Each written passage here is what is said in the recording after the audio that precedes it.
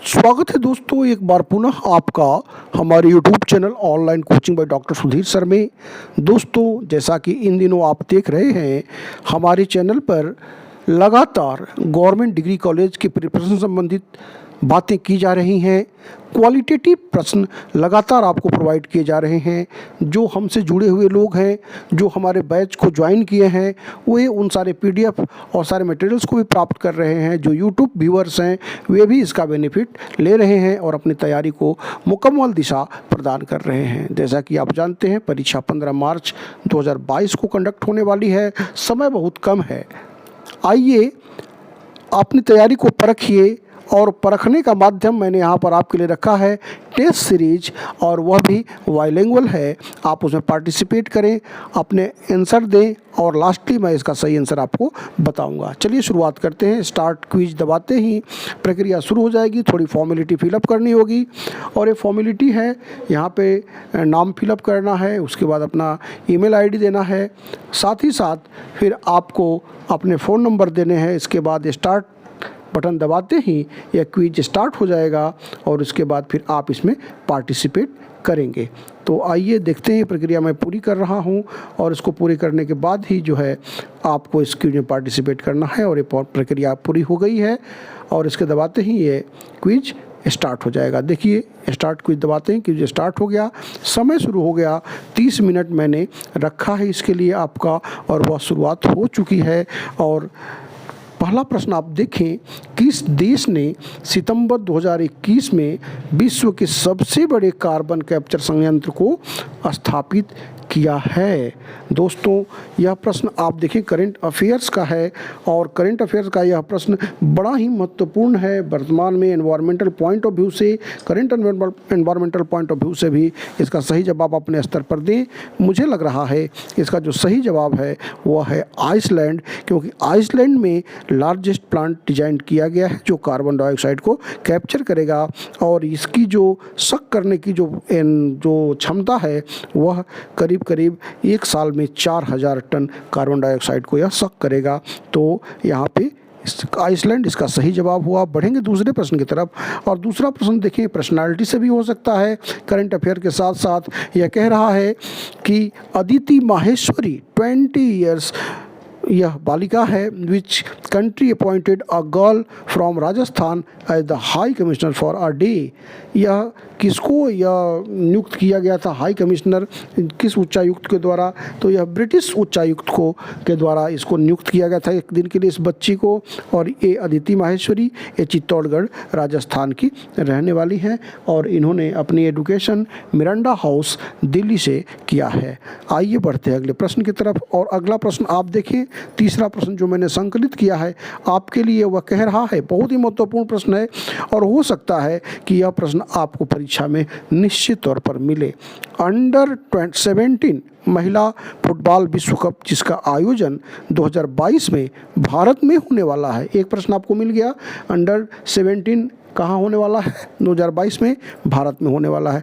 उसका मॉस्कट क्या है, उसका शुभंकर क्या है? दोस्तों 4 ऑप्शन यहाँ पर देख रहे हैं, इसके जवाब आपको लगाने हैं, लगा के आगे बढ़ जाना है। इसका जो सही जवाब होगा वह होगा ईवा।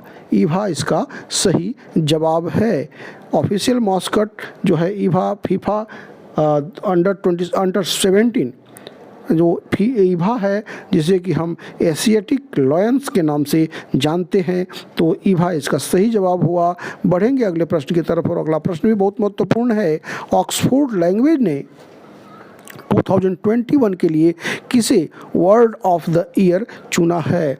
तो यह चुना गया है वैक्स को। दोस्तों वैक्स जो है Oxford word of the year 2021, Oxford languages vax is our 2021 word of the year, और इसको आप वैक्स को चुन सकते हैं। बढ़ेंगे अगले प्रश्न की तरफ, और अगला प्रश्न है कि भारत के किस शहर में 2023 तक पहली समुद्री सुरंग का निर्माण हो जाएगा। दोस्तों, India's first under sea tunnel is being constructed in Mumbai. तो Mumbai is the right answer of this question. मुझे ऐसा लग रहा है कि आप भी अपने स्तर पर जवाब देते हुए चल रहे होंगे, अपनी तैयारी को आकलित करते हुए चल रहे होंगे, अपने को परखते हुए चल रहे होंगे, और यह ज़रूरी भी है क्योंकि विद इन टाइम आपको जवाब देना है। यहाँ पर मैं एक बात और आपको बता दूँ कि करंट अफेयर्स का दायरा थोड़ा व्यापक होता है, विशाल होता है, इसलिए आपको इस चीज़ को ध्यान में रखना होगा क्योंकि करंट अफेयर्स पर आपकी पकड़ जब होगी तो आप परीक्षा को बहुत आसानी से ले जाएंगे। आइए बढ़ते अगले प्रश्न की तरफ। लेकिन अगला प्रश्न जो है आपका वह हिस्ट्री से है, और यहाँ पर यह प्रश्न देखें, 14वीं शताब्दी की सामाजिक तथा सांस्कृतिक जानकारी देने वाला वृतांत, यात्रा वृतांत रेहला किसकी रचना है?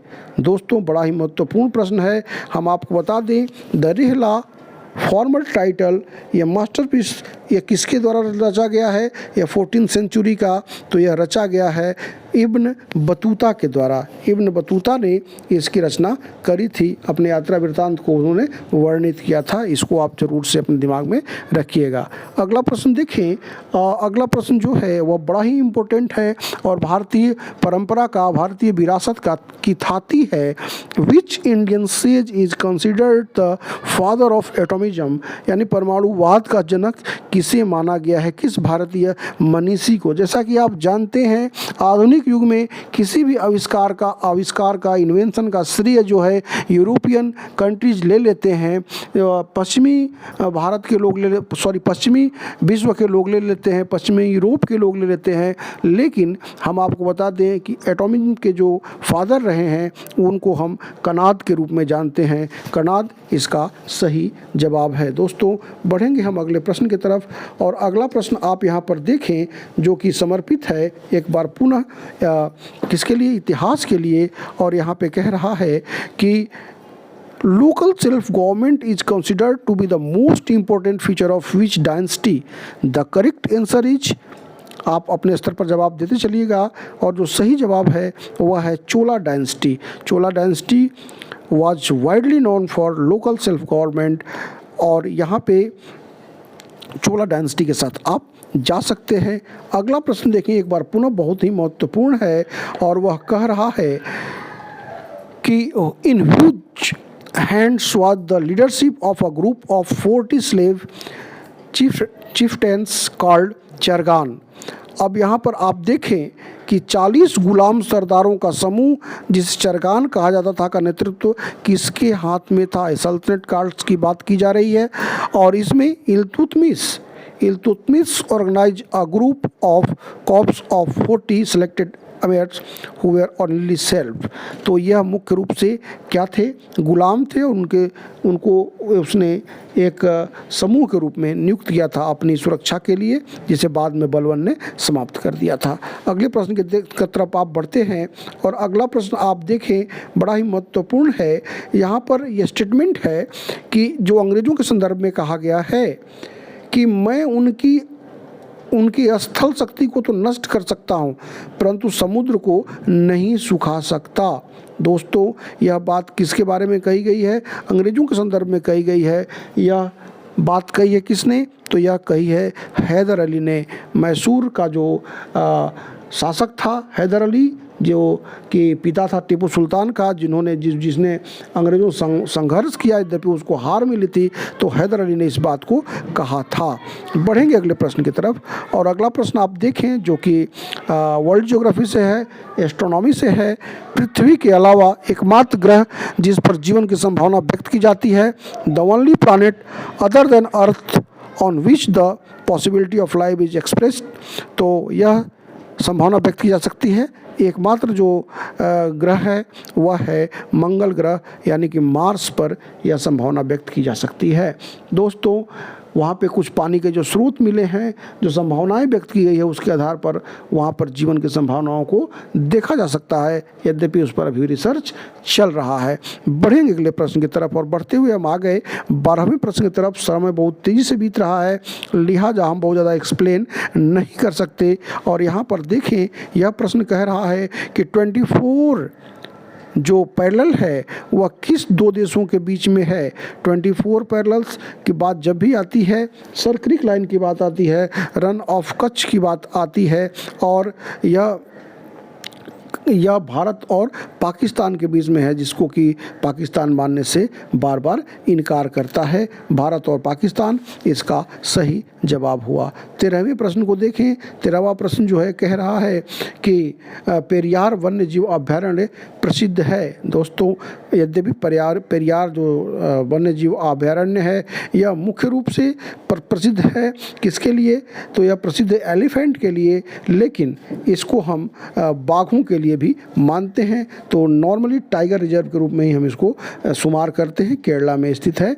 और अगला प्रश्न आप देखें, वर्ल्ड ज्योग्राफी से है और कह रहा है कि टकला-मकान रेगिस्तान किस देश में स्थित है? हम आपको बता दें, टकला-मकान रेगिस्तान जो है one of the largest sandy desert in the world, और यह जो है इस चाइना में स्थित है, वेस्टर्न चाइना में। तो आप चाइना के साथ जा सकते हैं।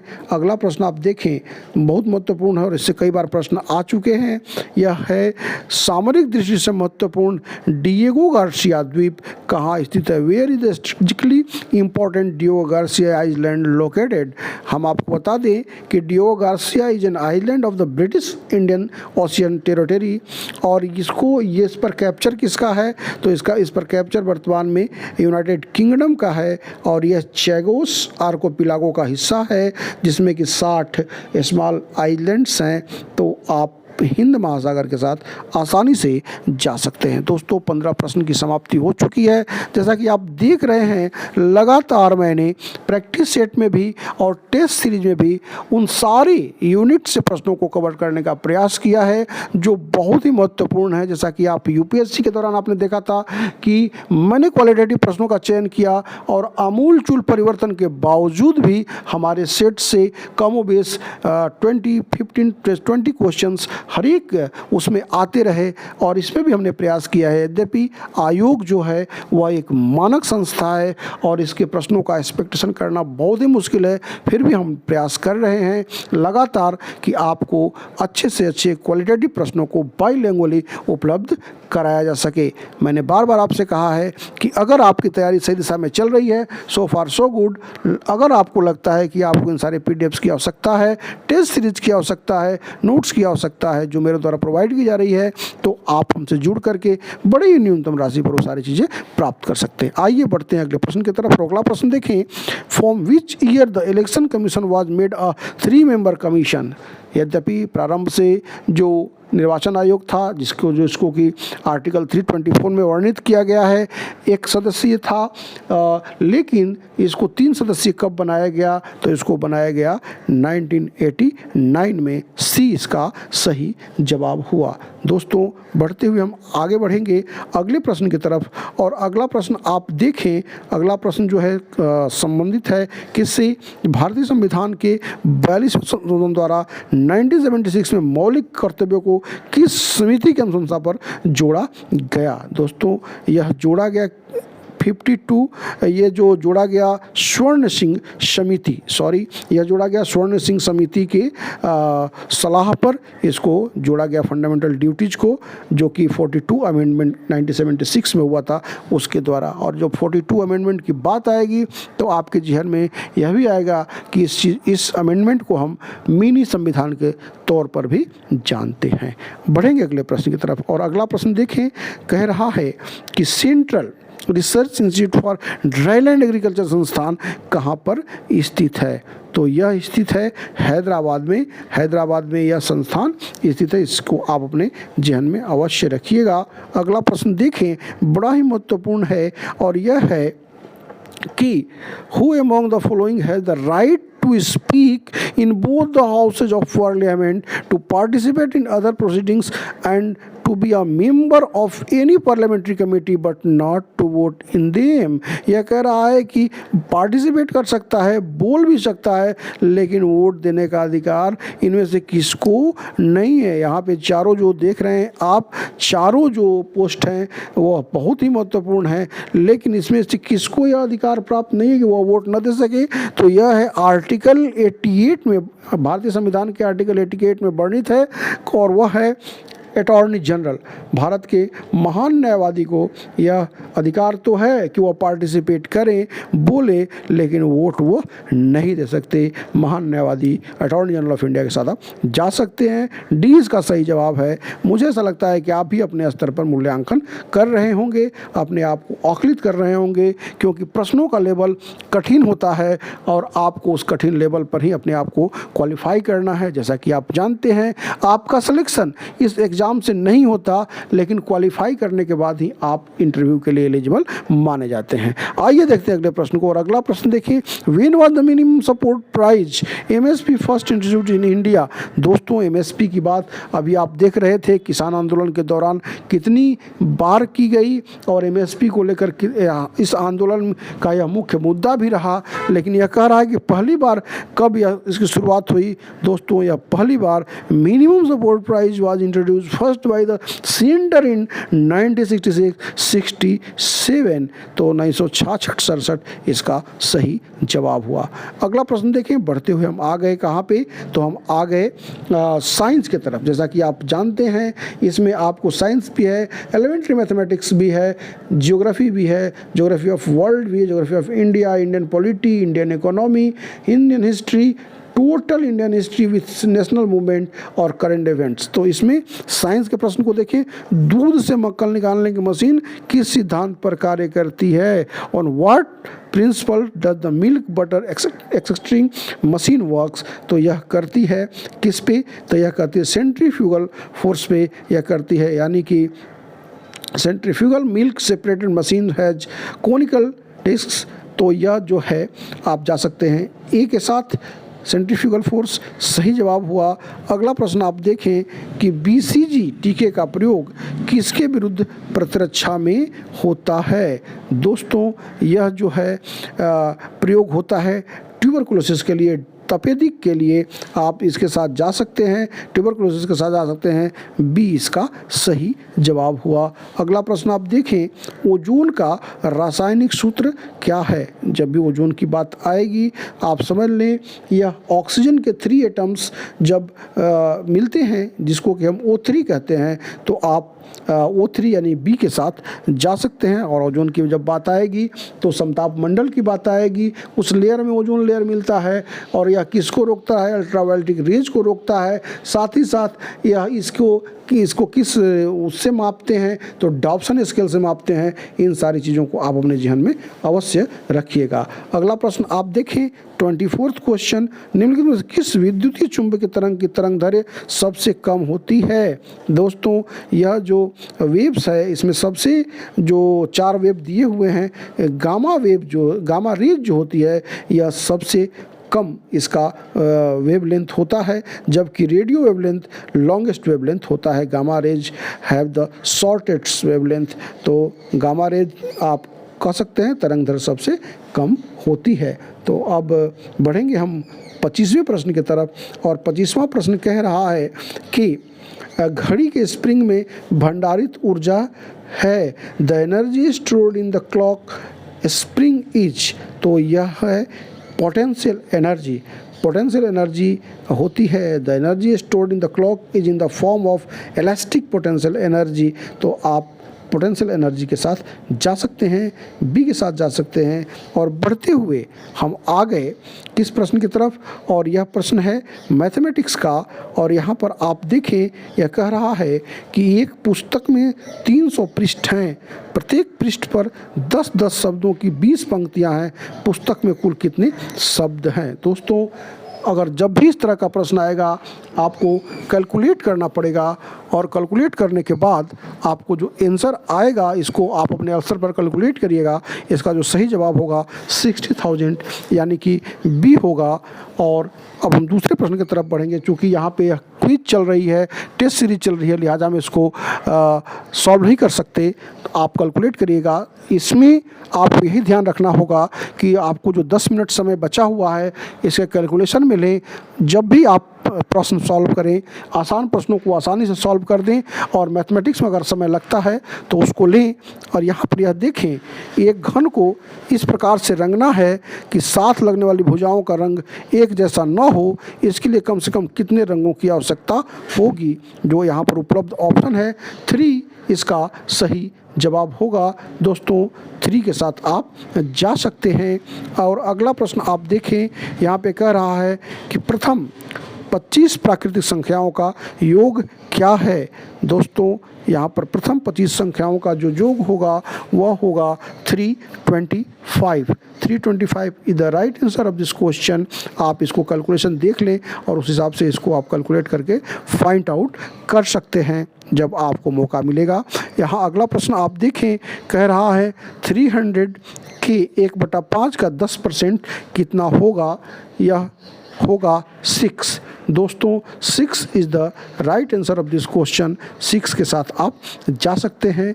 जो भी हमारे विद्यार्थी हमसे जुड़े हुए हैं उनको मैं सॉल्व करके सारे डिटेल देता हूं, लेकिन यहाँ पर वह करना मुश्किल है। लेकिन आप एक पैटर्न से वाकिफ़ अवश्य हो सकते हैं। और बढ़ते हुए हम लोग आ गए 30वें प्रश्न की तरफ। और 30वां प्रश्न आप देखें, एक व्यक्ति ने ₹4 की 6 की दर से पेंसिलें खरीदी और उन्हें ₹6 की 4 की दर से बेच दिया। इस सौदे में उसे कितना लाभ हुआ?